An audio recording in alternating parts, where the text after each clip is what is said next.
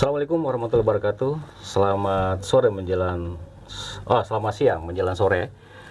Alhamdulillah bahagia sekali pada kesempatan berbagi ini pemirsa Star News TV di mana saya berada. Pada kesempatan yang baik ini kita kembali bersua di Star News TV dalam rangka perbincangan sekitar demokratisasi yang ada di Kalimantan Utara, khususnya di Kabupaten Bulungan. Nah, tadi siang baru saja terjadi aksi demo dari masyarakat dengan tuntutan soal pendidikan, yang intinya adalah masalah perbaikan kualitas pendidikan, infrastruktur, dan juga etika-etika guru terhadap siswanya yang dilakukan demonstrasi tadi. Namun berdialog dengan baik di dalam ruangan yang dingin di kantor atau di gedung DPRD Provinsi Kalimantan Utara.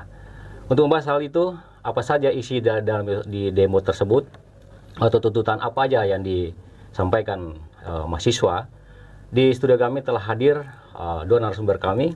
Satu dari anggota DPRD Provinsi Kalimantan Utara dari komisi berapa tadi? Komisi 3 fraksi Demokrat, Bapak Marli Kamis SH. Selamat siang Pak Marli. Selamat siang. Sehat Pak ya? Siap-siap. Ya, ini kayaknya tadi capek ya untuk menghadapi, tapi berjalan dengan elegan ya. Oh iya. Kemudian hadir adik kita Muhammad Aswan. Dia adalah salah satu Fakultas Ekonomi dari Universitas Borneo Kalimantan Utara, juga akan berbincang dengan kita seputar masalah pendidikan. Dan pemirsa, sebenarnya merupakan hari ini adalah refleksi hari ulang tahun dari LMD yang ke-24 tahun ya, yang ke-24 ya. Betul. Untuk itu dia sebagai pengingat sekaligus melakukan menyampaikan aspirasi tentang pendidikan di DPRD untuk perbaikan pendidikan di Kalimantan Utara ini. Baik, kita langsung saja berhadapan dan berbincang dengan dua narasumber kita, yang satu ganteng dan satu juga masih ganteng ya. Ini sahabat saya ini dari zaman dulu ya, Pak Marli Kamis, dan juga saya kenal dia adalah aktivis yang banyak menyuarakan tentang masalah kepentingan masyarakat. Baik, saya mungkin langsung ke Aswan ya. Aswan, hari ini kita demo ya. Iya betul. Tapi sebenarnya bukan demo ya. Itu menyampaikan pendapat sebenarnya, sharing dengan DPRD. Karena saya lihat seperti itu. Betul. Tidak ada anarkis, berjalan elegan, dan tuntutannya ada 10. Ya. Bisa dijelaskan dulu latar belakang demonstrasi hari ini apa ini? Oke, jadi ini sebenarnya kan dalam 3 hari terakhir ini kami melaksanakan namanya simposium pendidikan serta memperingati hari lahir LMND yang ke-24 tahun. Nah, kebetulan dalam 24 tahun ini kita mengangkat tema tentang pendidikan. Nah, dalam tema yaitu pendidikan adalah hak bagi setiap warga negara. Itu tema harlah kami, Pak. Dalam simposium juga kita mengangkat persoalan transformasi pendidikan menuju masa depan yang inklusif, berkelanjutan, dan berkebudayaan. Itu yang kami angkat temanya. Nah, terus dalam hasil simposium itu kami rumuskan ada beberapa poin tuntutan yang termasuk dalam 10 tuntutan itu yang kami sampaikan ke Dewan. Nah, kami laksanakan dalam bentuk mimbar bebas. Nah, kami mengajak rekan-rekan dan kebetulan kawan-kawan GMNI, Gerakan Mahasiswa Nasional Indonesia, sempat mau bergabung dan ikut bersama kita di dalam mimbar bebas tadi. Nah, dalam tuntutannya itu ada beberapa poin yang terperinci yang sebenarnya kami perlu juga menyampaikan dalam hal ini ada wewenang yang bertanggung jawab, karena ada wilayah kabupaten, ada wilayah provinsi, dan ada wilayah kementerian. Nah, yang kita fokuskan itu persoalan di wilayah provinsi dulu. Nanti kita serahkan kepada rekan-rekan LMND yang di kabupaten kota untuk menyampaikan di kabupaten kota masing-masing. Nah, dalam hal poin tuntutannya yang paling penting itu adalah persoalan pengawasan dinas pendidikan. Nah, di mana di pengawasan ini yang kami masa perlu bahwa ada beberapa sekolah, ya kita mungkin tidak perlu sebutkan di beberapa di wilayah ini yang keaktifan siswanya lebih aktif daripada gurunya. Nah, ini yang membuat kita khawatir dan sampai anak-anak ini tidak mendapatkan pendidikan. Justru siswa yang lebih awal masuk daripada gurunya. Itu yang menjadikan acuan kami dasar untuk menyampaikan ini. Terus ada persoalan di tingkat mahasiswa yang kita melihat ini, Pak. Kita perlu merasa bahwa adanya asrama mahasiswa, karena ini salah satu bentuk dari kebutuhan hidup. Ya, asrama mahasiswa minimal ada di ibu kota provinsi. Kita mendorong segera direalisasikan, entah itu wilayahnya kabupaten atau provinsi bisa bekerja sama itu bisa diserahkan. Misalnya lahan dari provinsi kan untuk pembangunannya dari kabupaten itu bisa. Itu tergantung regulasi dan mungkin bisa disampaikan, kami sudah sampaikan ke DPR tadi. Untuk kenapa? Karena kami rasa selain urgensi untuk ibu kota provinsi ini, salah satu juga agar kampus di ibu kota ini ada yang negeri. Itu yang kita minta. Nah tadi dari penyampaian salah satu fraksi juga mengatakan bahwa ada kampus negeri ternyata. Nah tapi tidak ada mahasiswanya. Nah itu yang membuat kami bingung, kenapa bisa sampai tidak ada mahasiswanya. Nah terus ada katanya mau dibangun ISTAIN, nah, sekolah tinggi ilmu agama Islam itu, ilmu Islam negeri. Nah saya rasa ini perlu menjadi urgensi sebagai dalam bentuk perwujudan dari visi misi gubernur, juga kita mendukung sebenarnya perwujudan visi misi gubernur yang mewajibkan 16 tahun belajar itu. Nah ini yang kita mendorong agar kita bisa berkolaborasi mendukung untuk kemajuan SDM di Kaltara, karena harapan kita ke depan ada namanya proyek strategi nasional yang sering digaung-gaungkan. Itu ada KIPI, PLTA, itu kita membutuhkan SDM dari Kaltara sendiri. Nah jangan sampai kita orang-orang Kaltara justru menjadi penonton di negeri sendiri, itu harapannya. Nah beberapa tuntutan juga, persoalan yang paling penting itu kami angkat juga masalah eksploitasi anak, Pak. Karena maraknya beredar anak-anak kecil yang berjualan di malam hari di bawah umur. Nah ini yang kita harus ada perhatian khusus. Kemarin sempat kita lihat juga dari, kebetulan saya dari alumni Tarakan, dari UBT itu kemarin di Tarakan sudah mengeluarkan perdanya. Nah kalau bisa kita minta di provinsi juga untuk mengeluarkan perda itu, menjadikan dia satu undang-undang agar bisa dijadikan acuan untuk tidak membiarkan anak-anak kecil berjualan. Ataupun misalnya kepala daerah menyampaikan di dalam media bahwa jangan pernah membeli makanan di anak kecil. Nah itu kemarin Pak Wali Kota Tarakan sudah sampaikan seperti itu, dan itu terjadi efektif sebenarnya. Nah ini bisa menjadi contoh untuk di Provinsi Kaltara. Karena kebetulan di Bulungan sudah mulai marak ini Pak beredar. Anak kecil dilakukan perjalanan. Ini harus ada dari dinas terkait untuk menangani itu. Jadi lebih cenderung kelihatannya geliat kegelisahan ya. Betul. Ini sudah provinsi. Sudah provinsi. Kita di mahasiswa melihatnya masih sebegini-begini saja, terutama di pendidikan yang masuk anak-anak jalanan tadi itu ya. Betul Pak. Oke, masih ada mau disampaikan mungkin? Nah mungkin itu lebih tepatnya persoalan kita. Harapannya bisa menjadi kolaborasi dengan pemerintah provinsi, dalam hal ini gubernur dan wakil gubernur, untuk terus merealisasikan, mewujudkan pendidikan yang berkualitas di Kalimantan Utara. Seperti itu. Pemirsa, sebetulnya kita lebih cenderung mengatakan itu sharing ya, bukan demo sebenarnya, tapi ini masukan dari calon-calon intelektual kita. Dan saya lihat ini juga busut disikapi dengan bijak. Dan di studio kita tentu Pak Marley sebagai komisi berapa tadi? Komisi 3 ya, bidang masalah pendidikan ya. Pembangunannya, tapi tadi sempat menjadi juru bicara dari wakil ketua ya, dan banyak menjawab juga tentang hal itu. Nah, ini ada sekitar 7 poin sebenarnya. Mungkin yang pertama ini Pak Marley adalah pengawasan Diknas sendiri terhadap konstelasi pendidikan yang dinilai oleh mahasiswa ini masih di bawah standar, sisi fisik, ya kan, juga mungkin sisi efektivitas pengajar dan segala macam. Dan kemudian juga ada beberapa tuntutan agar ya ini kan sudah provinsi, harusnya ada negeri dong di sini. Walaupun tadi disampaikan itu mungkin butuh penjelasan lebih dalam lagi. Bagaimana sesungguhnya rangkaian-rangkaian sudah disusun oleh DPR yang dibicarakan kepada pemerintah? Ya. Terima kasih atas kesempatan ini, terutama kami terima kasih dengan Star News TV ya. Ya baru juga saya hadir dan pertama di tempat ini. Ya kita mensyukuri usaha-usaha seperti ini untuk mempublish, mempercepat informasi tersebar kemana-mana. Nah jadi untuk merespon dari mahasiswa ya, adik-adik mahasiswa tadi, itu juga sebenarnya bagian dari gerakan atau penekanan DPRD khusus di Komisi 4. Karena selama ini komisi itu selalu bergabung karena ada keterkaitannya. Kalau tidak sisi aturannya di Komisi 1, pasti bangunannya di Komisi 3. Nah tentang kualitasnya di Komisi 4. Nah gitu dia. Nah untuk masalah apa tadi itu ya, pengawasan tadi itu. Nah perlu diketahui bentuk pengawasan anggota DPRD terhadap semua kinerja pemerintah itu. Nah ini tahapannya sudah kita bentuk pansus kemarin untuk monitoring apakah benar realisasinya sekian persen sesuai laporan pemerintah, baik dari sisi pendidikan, pokok dari semua bidang.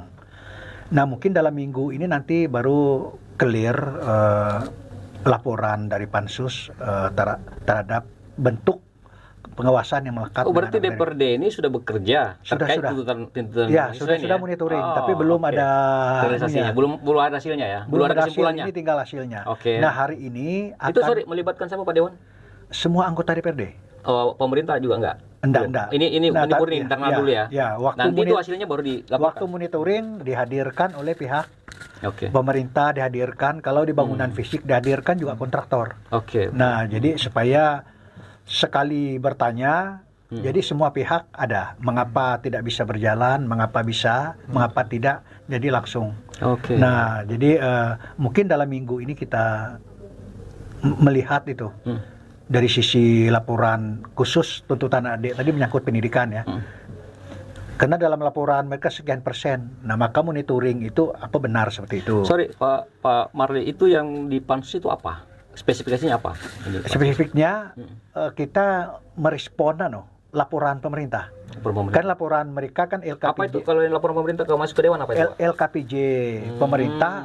Kegiatan 2022. Masuk nggak tadi yang tuntutan masuk. Itu? Termasuk guru-guru yang di step pencet tidak masuk? Ya, masuk itu. Masuk ya. Nah, tapi yang tadi itu, yang mereka masalah guru tadi kan ranah kabupaten ya.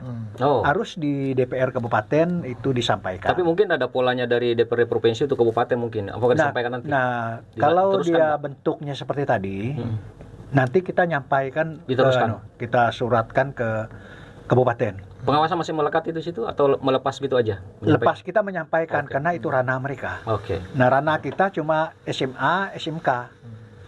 Termasuk perguruan tinggi? Ya, termasuk perguruan tinggi. Kalau katakanlah ini kan kabupaten kan kita melihat secara keseluruhan general ya. Kabupaten juga ada di sini, Kabupaten Bulungan misalnya. Kalau tadi bicara banyak Nunukan ya.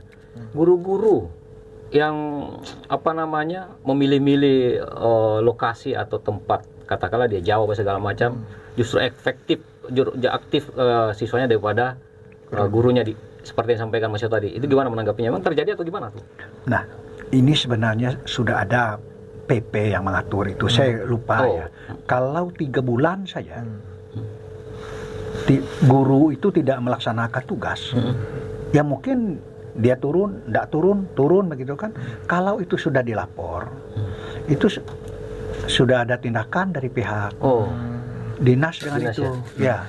Nah, setiap sekolahnya ada komite.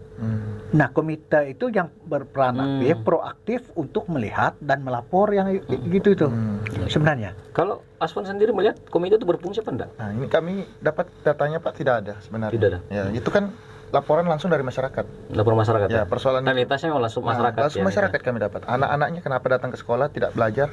Justru main-main. Sampai tadi ada sampaian dari kawan kami di dalam lapangan itu, sampai ada penyakit masyarakat yang sering terjadi. Apa itu? Itu sering melakukan misalnya minuman keras.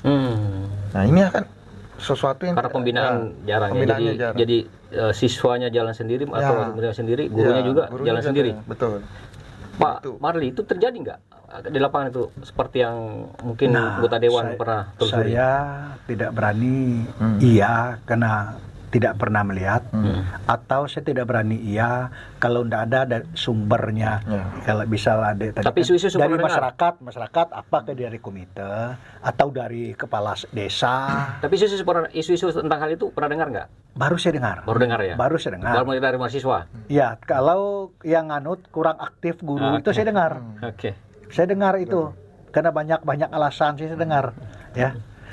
Oh iya. Nah, nanti gini, kepastian ini nanti saya kan sudah lapor dengan pimpinan tadi, segera Banmus rapat menyusun jadwal dalam minggu ini. Ada pertemuan, kita diundang dinas-dinas terkait. Mungkin nanti yang ke ranah kabupaten, nanti dinas pendidikan yang harus menyampaikan ke kabupaten. Mungkin kalau dari dinas keamanan, ya kan di sini kan Pol PP itu pengawal pemerintah masing-masing kan, baik tingkat kabupaten provinsi harus menyampaikan di sana, harus selalu tinjau daerah ini mengapa ada terjadi isu. Nah, seperti itu. Oke, kalau gitu kita beralih ke ini, berarti kan sudah berjalan ya, Aswan, DPRD juga sebenarnya sudah merumuskan hal itu ya. Mungkin tinggal punishment aja ini mau dipertegas nih, didorong pemerintah supaya guru-guru yang seperti itu dikasih hukuman gitu ya, jangan begitu, karena ini kan digaji pemerintah, nanti kan gaji buta kan sayang juga ya. Kita mau beralih di masalah beasiswa. Ini kan tadi juga ya, Pak Marley disinggung juga masalah persoalan beasiswa ini kan terjadi kecemburuan sosial. Ada istilah natiri ya. Kenapa mesti ada salah satu tadi sebut ya kan, salah satu kampus sebut itu bahwa kenapa mesti di situ. Di sini kan bisa juga beasiswa gitu ya. Tapi kalau menurut penelusuran saya dan saya sudah konfirmasi tanggal itu, katanya kan memang biaya yang termurah dan dia juga mau membantu di sini karena ada kampus-kampus ini yang tidak mampu memberikan beasiswa kepada siswa yang katakanlah 1.000 itu. Bahkan beasiswa nanti disalurkan, kalau memang tidak tertampung di situ akan disalurkan juga di Samarinda, di Kalimantan Timur dengan pola yang sama. Nah, sebenarnya coba menurut pandangan anggota dewan dengan beasiswa ini gimana sih? Nah, jadi ada sistem beasiswa ini sistemnya yang keliru menurut saya. Kelirunya gimana? Kelirunya begini. Nanti kedua hari ini kita rapat dengan dinas bansos, kita panggil, kita tanya itu mengapa isu ini bukan dari mahasiswa ini, dari banyak orang ya. Selama ini kan begini, anggota DPRD juga ada kita diberi kesempatan untuk menunjuk, diberi kota kita sekitar 40. Menunjuk orang, kita ini kan waktu reses banyak masukan masuk beasiswa. Nah, kita catatlah yang betul-betul anak yatim, yang betul-betul tidak mampu. Artinya kami itu yang kita catat. Nah, dengan syarat-syarat seperti ini kita sampaikan dengan pemerintah. Nah, saya bilang karena di wilayah Kaltara ini tidak semua jaringan internet itu ada. Ada daerah yang tidak, maksud kita ada sistem manual. Bukan harus dia sistem online seluruh. Kalau sistem online, apa hubungannya beasiswa dengan internet dan karena mendaftar itu online. Namanya dia dari kampus mana dia, bahkan bukan yang kuliah juga, SMA, SMP, SD juga. Nah, kita syukuri program pemerintah ini tentang itu. Tapi sistemnya yang keliru itu. Apa yang salah sistem di situ, Bang? Harus akomodir yang manual untuk yang tidak ada jaringan. Nah, mereka itu yang rata-rata tidak dapat beasiswa. Timbullah kecemburuan, timbullah tidak keadilan kan. Ya sebenarnya ini teknis pelaksanaan yang salah ya. Itu teknis. Kalau gitu Aswan, menurut kamu gimana? Harusnya bagaimana? Substansinya yang harus dilakukan. Harusnya benar seperti itu tadi. Memang harus ada cara manual untuk pendaftaran beasiswa. Karena saya lihat beberapa kali ini pendaftaran beasiswa itu online. Nah, ini kan persoalannya, ini kan beasiswa paling dibuka paling terbesar ini kan yang kita sebut tadi Makassar itu. Kita nggak usah sebut dari Makassar lah intinya kan. Itu kan kalau nggak salah ada 1.000 kota dibuka. Dan itu harga yang tidak memberatkan masyarakat. Nah, kalau dibuka kota itu juga tidak ada satupun perguruan tinggi di utara ini yang menerima, bahkan di Kaltim yang ada menerima itu. Bagaimana melihat ini? Aswan dulu. Oke, kalau memang persoalan di kampus itu memang kotanya itu untuk mahasiswa yang ada di Kaltara kan? Yang 1.000 itu? Ya, 1.000 itu. Tapi kalau kami sebenarnya bukan persoalan di situnya sebenarnya, Pak. Memang sih kenapa harus prioritas itu? Kenapa harus prioritas beasiswa? Beasiswa maksudnya di situ. Di kampus itu? Ya. Kami pertanyakan tadi seperti itu. Kenapa prioritasnya situ? Padahal masih ada kampus-kampus yang di luar Kaltara yang agreditasinya lebih tinggi. Karena ini sebenarnya ada sebuah jebakan. Kasihan anak-anak daerah kita nanti lulusan yang agreditasinya di bawah daripada misalnya agreditasi C. Ini kan tidak bisa daftar CPNS, Pak. Jebakannya di mana di sini maksudnya? Itu sebenarnya kenapa kota beasiswa 1.000 ini diberikan ke Kaltara. Itu. Kaltara? Ya. 1.000 itu. Itu yang menjadikan bahwa tertarik ada beasiswa. Ternyata ujung-ujung kampusnya ini agreditasinya rendah. Nah itu pertanyakan dulu agreditasi kampusnya seperti apa. Sebenarnya menerima aja, tapi ini persoalan nanti masa depan mahasiswa itu ya. Betul. Karena agreditasi itu yang rendah, yang C itu tadi ya. Betul, Pak. Di sini ada nggak yang bisa selain C yang bisa menerima? B, tapi ini kan kotanya untuk Kaltara. Karena kalau untuk Iya, maksud saya katakanlah 1.000 itu nanti. Nah, Oke, ya, bukan yang kita sebutkan tadi Makassar itu, tapi Ya. dia didorong misalnya ada Universitas Borneo di sini. Ada nggak kuota 1.000 itu dan Nah. mampu nggak dimasukkan sebanyak itu? kalau menurut penelusuran, dan saya kan alumni di sana Pak, di UWT. Ini kan pasti diprioritaskan anak daerah dulu untuk berkuliah di situ. Itu Tapi 1.000 itu kan Ya. apakah sudah masuk anak daerah atau kota di gabung ya? Kalau di Kaltara kan ada tiga tahapan. Di Borneo sendiri ada 3 tahapan seleksinya. Ada SN, seleksi nasional itu yang secara nasional. Ada seleksi mandiri dan ada seleksi mandiri dan ada yang jalur mandiri khusus. Nah, itu yang diberikan UTBK namanya. Oh. Nah, itu UTBK dibuka 3 kali dan saya rasa kota Borneo itu lebih besar, Pak. Lebih besar, bukan cuma 1.000 ya? Bukan cuma 1.000. Dan itu bisa dikasih masuk di Ya. tadi itu di UBT Bisa. tadi. Saya rasa bisa, Pak. Dan juga banyak anak yang dari luar Kaltara justru kuliah di Tarakan. Begitu. Ya, ada dari Medan, ada yang dari Jawa, ada yang dari Sulawesi. Nah, ini kenapa kita pula yang keluar ke sana? Itu pertanyaannya. Sebenarnya itu sih, kalau memang kata tadi ada anak tiri, kan ada anak tiri, kenapa misalnya ada jalur khusus ke sana? Itu yang pertanyaan kami. Sebenarnya bukan di Makassar saja, ada yang juga yang di NTB. Ya, gitu. Yang kami tanyakan juga. Oh gitu ya. Heeh. Jadi ada 2 kampus yang Ya, pertanyakan kampus NTB sana. dengan Makassar itu Karena ya. kalau bicara akreditasi, walaupun itu memang beasiswa, itu beasiswa, tapi akreditasinya harus dipertanyakan. Kami itu kekhawatiran adik-adik kami ke depan nanti yang berkuliah di sana tidak bisa mendaftar CPNS, dan juga kadang, mohon maaf ini Pak, kadang juga kami melihat orang yang sudah kuliah di luar itu tidak mau kembali ke Kaltara, tidak mau kembali membangun Kaltara kalau sudah lulus di sana. Ini yang kekhawatiran kita. Kalau di DPRD sendiri apa kekhawatirannya dengan kita berbicara beasiswa tadi ini? Nggak gini. Apa kesalahpahaman atau gimana, Bang? Kalau soal beasiswa ke 2 kampus tadi, enak juga nyebutnya Ya, ya. nggak usah. Makassar aja Jadi sama ya NTB. kita meluruskan saja. Dia tidak memakai APBD kita. Tidak memakai APBD kita. Tidak menggunakan PBD Kaltara. Ya, itu APBN. Oh. Nah, gimana ya yang dipersoalankan adik-adik ini kan jangankan mereka, saya sendiri juga. Nah, baru saya tahu hari ini apa tipe Akreditasnya. ya akreditasinya kan C, sedang sini B, sedang negeri juga ada. Ya. Nah, kenapa tidak Ya, prioritaskan di sini dulu. diprioritaskan di sini dengan alasan saya cuma 2. Mereka anak Kaltara, mereka menuntut ilmu, bukan ilmu formal saja, informal saja, secara tidak langsung mereka terima, mereka rekam, ya. Nah, mereka ke sana. Nah, itu yang bilang adik tadi itu ya besar juga kemungkinan kebanyakan selesai Nggak mau pulang. tidak mau pulang.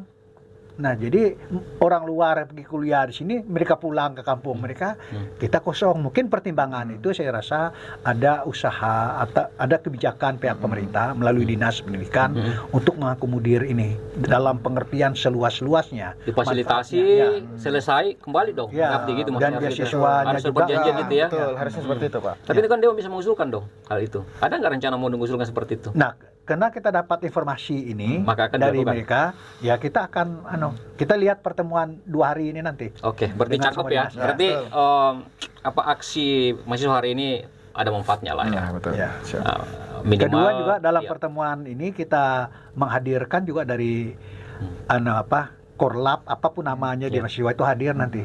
Oke, Untuk mungkin satu mendengar. ketika kita akan undang khusus juga yang memberikan sebenarnya niatnya bagus ya. Mungkin juga sama dengan menciptakan sumber daya yang bagus juga. Cuma ini betul. mungkin kesalahan teknis dan juga masyarakat mau memandang lain juga gitu ya. betul. Jadi harus diluruskan dan mudah-mudahan di waktu yang datang kita bisa undang ya, pihak penyelenggara kampus tersebut. Baik, kita beralih kepada ini kan juga masih menuntut juga jangan di luar sana dong, bangun juga di sini negeri, universitas negeri supaya kita ini juga punya ada kebanggaan dan juga ada jati diri ciri khas yang bisa dikembangkan ya sesuai dengan Kaltara. Kalau Pak anggota Dewan sendiri, bagaimana melihat ini? Apakah memang sudah ada upaya-upaya itu atau memang sudah ada negerinya atau gimana? Saya belum pernah melihat upaya ke sana ya. Tetapi dengan hasil RDP melalui reaksi demo tadi, saya sendiri aja punya pertemuan besok itu kita apa yang disampaikan tadi yang sangat urgent ya. Ini memang urgent, memang bukan sekedar sampai nanti kita dorong itu salah satu. Berarti kembali lagi bahwa memang demo hari ini bermanfaat ya, karena Sangat banyak masukan ya nanti. Sangat bermanfaat. Yang tadinya tidak ada dimasukkan ya. Sekarang ada bahan untuk nanti dijadikan bamus itu karena ya. ada yang tidak pernah kita dengar, tapi kita dengar. Jadi ini salah satu fungsi dari demo itu adalah nilai manfaatnya ya. Itulah dia. Oke, Aswan, ini kan Anda mahasiswa yang juga mungkin akan ke jenjang lebih besar lagi ya, atau mau bekerja atau mau jadi anggota politisi ya gitu ya. Nah, kalau kualitas pendidikan di Kaltara di sini sendiri untuk semua siswa, katakanlah kita katakan di sini ada Unikal ya, walaupun dia swasta ya, atau Universitas Borneo, itu potensinya bersaing dengan daerah lain, kampus lain, bagaimana menurut Anda melihatnya? Kalau saya selama ini kan Pak, saya juga aktif di dalam dunia gerakan mahasiswa dan juga aktif dalam akademisi mahasiswa. Oke. Saya rasa mahasiswa Kaltara itu tidak kalah hebat dari mahasiswa di Pulau Jawa. Lalu apa yang kurang di sini? Apa yang mau Persoalannya pengakomodiran itu Pak sebenarnya. Mengakomodir dalam bidang apa Tidak itu? ada wadahnya. Oh. Nah, misalnya ada mahasiswa kita yang berprestasi. Tunggu dulu, wadah yang dimaksud mana? Ada HMI, ada organisasi juga kalau segala organisasi, macam tuh. betul. Wadah apa yang dimaksud? Nah, ini kembali lagi juga di persoalan mahasiswanya. Kebanyakan mahasiswa tidak mau berorganisasi, Oh. tidak mau tidak mau meningkatkan kualitas dirinya. Fungsi apa namanya itu? Dari organisasi kami itu. Yang di dalam Tridharma Perguruan Tinggi. ya, itu fungsinya enggak berjalan. Itu kadang mahasiswanya tidak memahami itu. Kembali ke karakter ya. Ya, kembali ke pribadi. Tapi ini kita mendorong, kami dari Cipayung juga, organisasi kami ini ada HMI, PMI dan lain-lain dari LMND. Kami juga mendorong agar mahasiswa itu berminat Kan di dalam mahasiswa itu ada badan eksekutif itu, apakah tidak mengakomodir hal itu? Nah, untuk sebenarnya kalau di UBT aktif hidup, tapi di Unikaltar ini sebenarnya lagi redup, lagi pasca pandemi kemarin. Oh. Itu kemarin kami sempat diskusi dengan pihak rektor. Berarti kan tidak bijak juga dong kalau misalnya pemerintah yang diserang, lalu internal mahasiswa sendiri juga betulnya belum siap hal itu ya. Betul. Jadi maunya harus seperti apa kira-kira menurut Kalau Anda? kita sekarang ini lagi kolaborasi, Pak, Dengan beberapa organisasi mahasiswa termasuk kampus. Kita mendorong agar SDM mahasiswa ini sendiri yang jangan sampai kita kalah. terus pemerintah di sini apa fungsinya nanti? Nah, Artinya itu. peranannya yang diinginkan. Nah, peranan kalau mahasiswa itu adanya infrastruktur dan juga beasiswa itu sebenarnya. Oke. Selain- Bang anggota dewan, ini kan menyangkut masalah infrastruktur ya. Hmm, Kemudian ada juga saya dengar di sana itu kasihan 60% tidak bersekolah di pedalaman itu. betul. Ya kan? Bagaimana mau lihat sebagai solusi itu? Karena saya dengar tadi bahwa ini susah sudah karena sistem. Maksudnya sistem apa yang dimaksud yang tidak bisa dilakukan? Ini ya baru saya dapat informasi ini. Ya. 40% ada sekolah ya. Tidak 60 yang tidak 60. 60, 40 aja yang Kalau di daerah perbatasan khusus Krayan hampir tidak ada yang tidak sekolah. Oh, kalau Krayan memang diakui. Sekalipun kondisi akses jalan, Kesusahan apapun. akses komunikasi tidak menjadi rintangan untuk belajar. Nah, itu ya saya agak tadi, mau saya ngomong itu secara khusus tadi enggak enak ya. Iya. Tetapi bagaimanapun itu bagian dari Indonesia, bagian dari Kaltara. Nah, bukan saja dari anggota DPR, dari mahasiswa, itu kita harap itu dari orang tua utama. Kan Tokoh-tokoh. 3 faktor pendidikan ini. Hmm. Non formal, informal, formal. Nah, yang sekarang ini kan informalnya mereka tidak diabaikan, Pak. Mereka bilang faktor faktor apa macam-macam faktornya. Tetapi kan perbandingan kita sekarang Kabupaten Nunukan, daerah Krayan, jangan Krayan Induk ya. Itu masih baik. Iya. Di Selatan, Apakayan, ke Kudungan selatan. sana, Pak. Hampir tidak ada akses. Cuma kecuali di ibu kota saja, itu pun angin-anginan. Tetapi mereka etos kerjanya bersekolah bersama sekali. Nah, kuncinya sebenarnya di situ deh. Jadi Kita dorong. ada kesannya budaya juga di situ Kita masuk situ ya. kita dorong. Kalau kita menganggap pendidikan ini penting untuk masa depan, memang satu-satunya yang paling mendasar itu adalah pendidikan. Kalau kita tidak punya pendidikan ke depan ini mau jadi apa? Karena tantangan ke depan ini luar biasa. Aswan, yang Anda lihat itu di mana perbandingannya itu yang tadi yang Itu di daerah Nunukan kami sebutnya Kabudaya. Kebudaya ya? Daerah Kabudaya memang. Sorry, ini kan kita bicara suku Dayak ya. Dayak ini Dayak juga, Dayak Krayan. betul. Di Nunukan mungkin ada Gabak, ada apa namanya lagi? Banyak Kalau suku Dayak. kawan-kawan memang sering menyebutnya itu Kabudaya ataupun Kabudaya. daerah dapil yang bagian di daratan itu. Tapi bukan Krayan ya. Kalau Krayan memang dia punya kultur berbeda Nah, sendiri. ini menarik ini Ya. karena menyangkut masalah kita berhadapan sama putra daerah Dayak sekarang itu mau tanyakan kenapa bisa terjadi kesenjangan itu ya? Kalau kami Pak dari LMND sendiri ini ada namanya organisasi kami kawan-kawan kami dari suku Dayak Agabang, Ya. kawan-kawan itu. Termasuk yang tadi hadir. Agabang. Ya. Jadi mereka itu menyampaikan persoalan anak-anak di sana itu yang kurang sekali minatnya dengan sekolah. Sekolah ya. Ya, Faktor apa menurut dia tuh? Saya rasa mungkin banyak faktor ya Pak. Pernikahan dini bisa jadi. Mungkin itulah tadi peradaban formal sama informal. Oke, pemirsa, ini kan kita berbicara tentang masalah pendidikan 16 tahun dan juga tadi disinggung masalah mulai dari TK ya. Pak Marli ya. Dari PAUD ya. Sampai berarti hitungannya 16 tahun ya. Berarti terakomodir itu ya, 16 tahun bukan 12 tahun ya. Oke.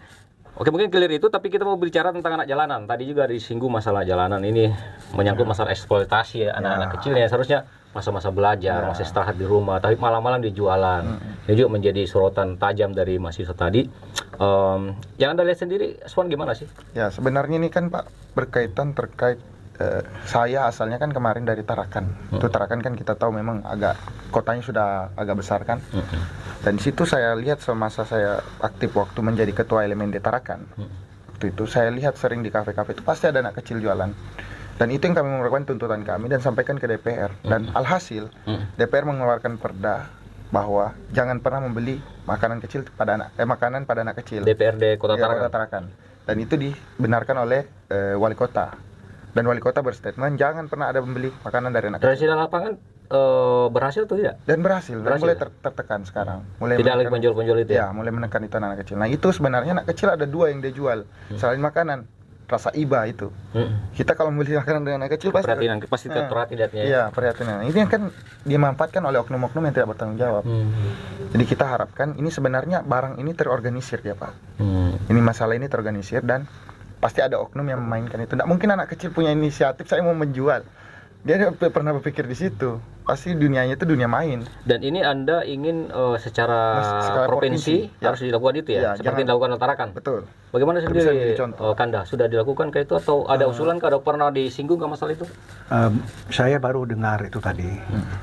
Nah, untuk lebih cepatnya itu menurut saya nanti pertemuan kita dengan beberapa OPD nanti ya, kita putuskan itu salah satu gubernur menyurat seluruh bupati ya. Bupati menyurat seluruh camat sampai ke desa dan RT ada semacam perbub yang lebih penekanan, pengawasan penekanan gitu ya? Khusus untuk kegiatan anak-anak. Tapi bagaimana Bang, kalau dia berbicara masalah ini kan kasihan kesulitan ekonomi dan itu bisa menopang ekonominya gimana? Nah tapi kan bukan kita melihat itu salah satu menopang ekonomi mereka, itu kan menyangkut pendidikan moral. Moral, kalau moral sudah tidak baik, ya artinya menyangkut masalah generasi, bibit ya, masalahnya generasi. nih. Nah, jadi bibit. kan bagaimana solusinya? Nanti perbub itu kuat Pak, supaya cepat. Perbub nanti untuk mengatur itu. Artinya lagi-lagi ini apa yang disampaikan mahasiswa ini diakomodir juga hari ini ya. Berarti banyak poin yang diambil hari ini ya manfaatnya oleh mahasiswa. Saya mikir tadi jawabannya seperti itu. Kalau kita nunggu perda lagi prosesnya lama. Perbub itu juga lebih kuat karena spesifik untuk hal itu. Oke, pemirsa, kita terbatas sekali waktu, kita masih ingin sekali menggali tentang masalah pendidikan ini dari anggota DPR dan juga mahasiswa. Kan ini kelihatannya masuk ya, connect ya. Apa yang ditentukan mahasiswa juga ditangkap oleh ini namanya gayung bersambut dan ini positif sekali ya bagi demokrasi kita di Kalimantan Utara ini. Cuma nanti saya mau ingin closing statement. Secara keseluruhan, Anda sebagai mahasiswa itu tadi tuh tuntutannya memang nurani berdasarkan observasi dan kenyataan di lapangan atau memang karena hanya ingin melakukan mahasiswa harus demo? Oh iya. Oke, kami jelaskan lagi kembali Pak. Sebenarnya ini momentum kan, momentum hari lahir LMND juga. Dan kami mengangkat tema dan sesuai juga dalam ADART LMND itu. Tujuannya adalah ingin mewujudkan suatu sistem pendidikan nasional yang memanusiakan manusia dan dapat diakses oleh seluruh rakyat Indonesia. Itu tujuan utama kami dalam organisasi ini. Dan kami tuangkan dalam Harla dengan tema pendidikan adalah hak seluruh setiap warga negara.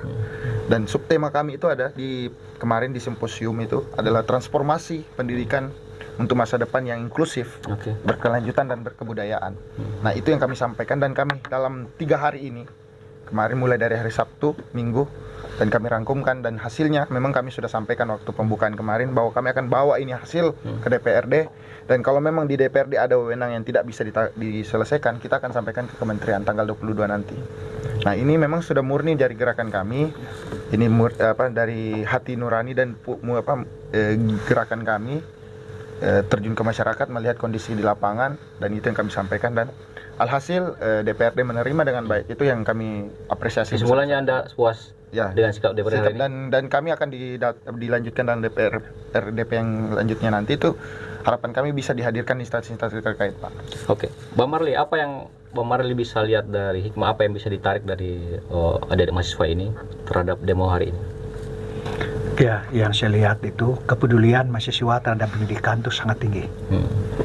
Nah, jadi karena pendidikan itu sumber segala-galanya. Nah, bagaimana dia menjadi sumber yang baik, menjadi pohon yang berbuah yang baik, harus dibina, harus serius. Nah, kalau tidak serius asal jadi saja, manfaatnya juga, dampaknya juga asal jadi juga. Nah, jadi sebagai anggota DPRD, sebagai orang tua, salah satu orang tua di Kaltara ini mengapresiasi tindakan-tindakan, sikap-sikap mahasiswa yang sungguh memprihatin masa depan Indonesia, khusus Kaltara. Baik, pemirsa, ini menarik sekali karena dua elemen berbeda, satu mahasiswa dan satu wakil rakyat.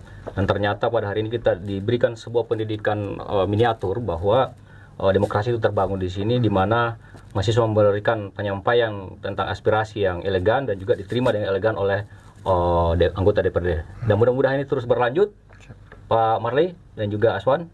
Mudah-mudahan sukses, apa yang disampaikan ini bernilai manfaat bagi masyarakat dan tentu kepada pemerintah sebagai penyelenggara provinsi atau daerah.